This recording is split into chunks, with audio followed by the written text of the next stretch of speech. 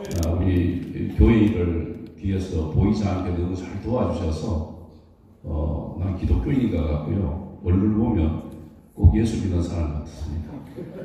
한국 교회원들이 되어서 이 나라를 지키고 자유대한민국을 세우는 일에 애쓰도록 우리 힘써 박수로 한번 격려하도록 하겠습니다.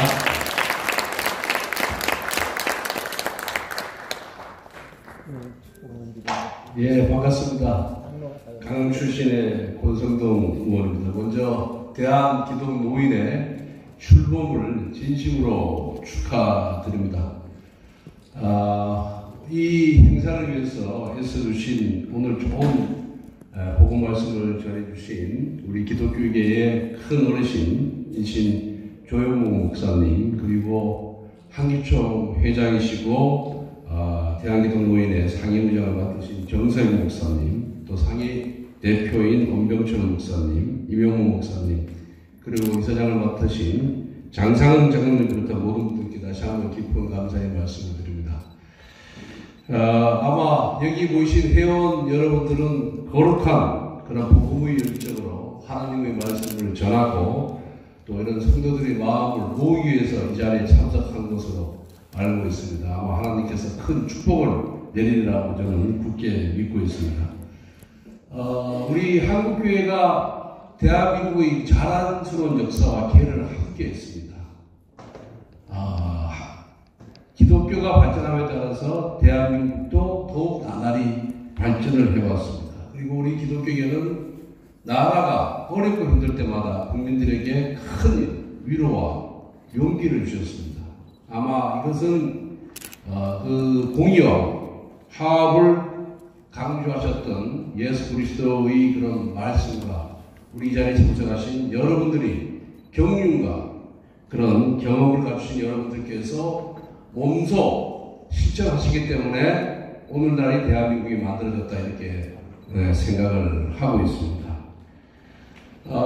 대한기독교 노인회의 그런 앞으로 활동 방향에 대해서는 책자에 나와 있어서 저도 참고를 했습니다만 앞으로 어르신들이 그런 권익 향상과 지위 향상 그리고 노인 복지에도 큰 관심을 갖고 계신 것으로 이렇게 알고 있습니다. 앞으로 2년 후가 되는 2025년이 되면은 우리 노인 인구가 65세 이상 노인 인구가 우리나라 인구의 20%를 넘는 초고령 사회가 됩니다.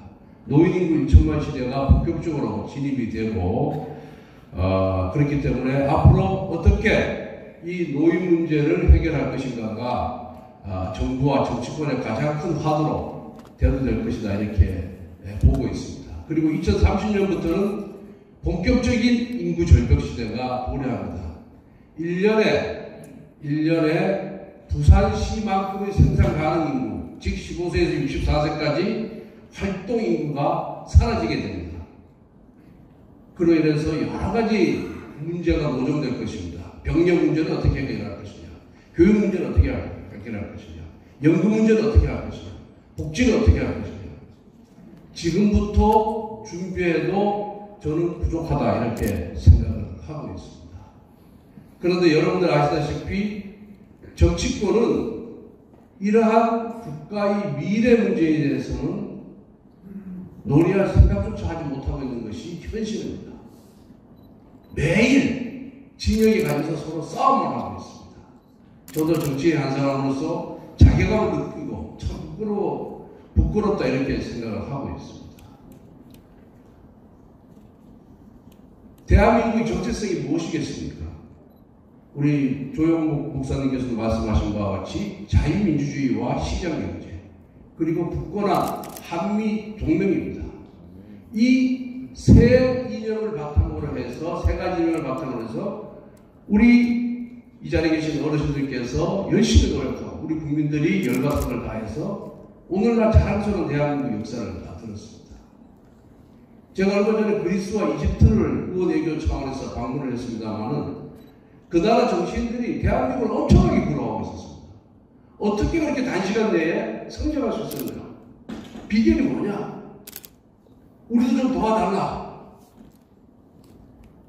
이렇게 저희들한테 요청을 했고 저희들이 얘기 한마디 한마디를 놓치지 않으려고 엄청나게 귀 기울여서 경청하는 모습을 보면서 정말 우리 자랑스러운 선조, 선배들 덕분에 우리가 이렇게 큰 귀한 대접을 받는구나 것을 느낄 수가 있었습니다. 우리 한국교회의 장로이신 이명박 대통령께서도 현직에 계실 뿐만 아니라 지금도 그런 말씀을 하시는데 회에 나가보면은 대한민국 대통령으로서 엄청난 대접을 받는다고 합니다. 그런데 이명박 대통령께서 하시는 말씀이 내가 잘나서가 아니라 우리 국민이 잘났기 때문에 우리나라 국적이 높아졌기 때문에 내가 국민들을 대신해서 회에 나가서 그런 대접을 받는다. 이런 말씀을 하셨습니다. 윤석열 대통령께서도 해외 순방을 자주 하십니다. 왜? 자주 할 수밖에 없는 이유가 대한민국 위상이 그만큼 높아졌기 때문입니다. 그럼 세계 최정상국의 국가 원수들이 만나는 모임에 위상이 높아진 대한민국 국가 원수가 참여하지 않는다면 그런 대한민국이 인류에 대한 책임을 방기하는 것이기 때문에 여러 가지 국내의 비판이 있음에도 불구하고 어쩔 수 없이 나가는 겁니다. 그리고 다자이 엄청나게 많습니다. 에이펙 회의서부터 G20 회의서부터 엄청나게 많은데 그때도 가보면은 또 유엔 총회들 가보면 하루에 20개국을 만납니다. 하루에 20개 대표를 만나는데요. 그러면은 대통령도 만나기 힘들겠죠. 그렇지만은 우리보다 못한 약소국가 원수들이 만나자면 만나주는 겁니다. 그게. 대한민국 위상이 높기 때문에 국제사회에서 찬양을 미시기 때문에 이렇게 만나는데 국내에만 들어오면 머리가 아픈 겁니다. 이것이. 최근에는 제가 정치적인 얘기라서 죄송합니다만 어제는 이제 대통령 탄핵 얘기까지 나왔습니다. 국민의 선택을 무시하겠다는 거죠. 대한민국의 헌정 질서를 무너뜨리겠다는 말씀 아니겠습니까? 맞습니다. 이건 일종의 쿠데타입니다. 말로 하는 쿠데타지 이게 뭐겠습니까? 우리 국민들은 어찌됐든 자유롭고 공정한 선거를 통해서 윤석열 대통령을 선택을 했습니다.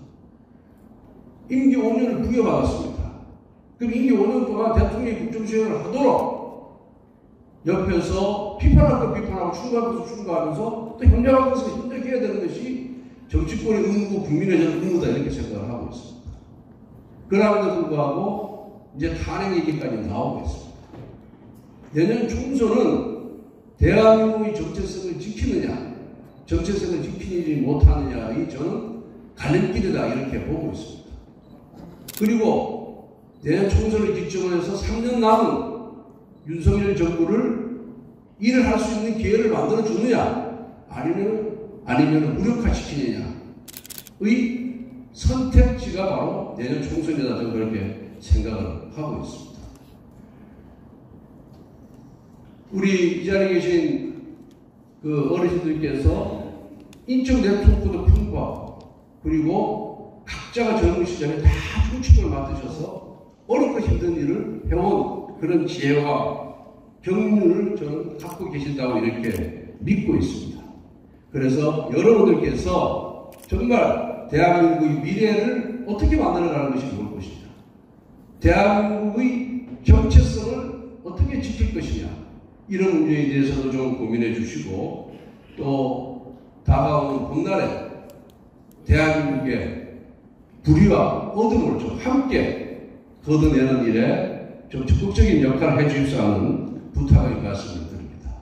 불의와 어둠이 걷어내지면은 예수 그리스도께서 말씀하신 공의와 사랑이 이 땅에 저는 만개할 수 있다, 만개될 수 있다 이렇게 믿고 있습니다. 저도 이 자리에 참석하신 어르신들이 그런 해안을 잘 참고해서 정치하는데 큰 도움을 받도록 하겠습니다. 다시 한번 이 자리에 참석해 주신 여러분들께 감사의 말씀을 드리고 여러분들의 가정에 하나님의 사랑과 평화가 충만하기를 기도하겠습니다. 감사합니다.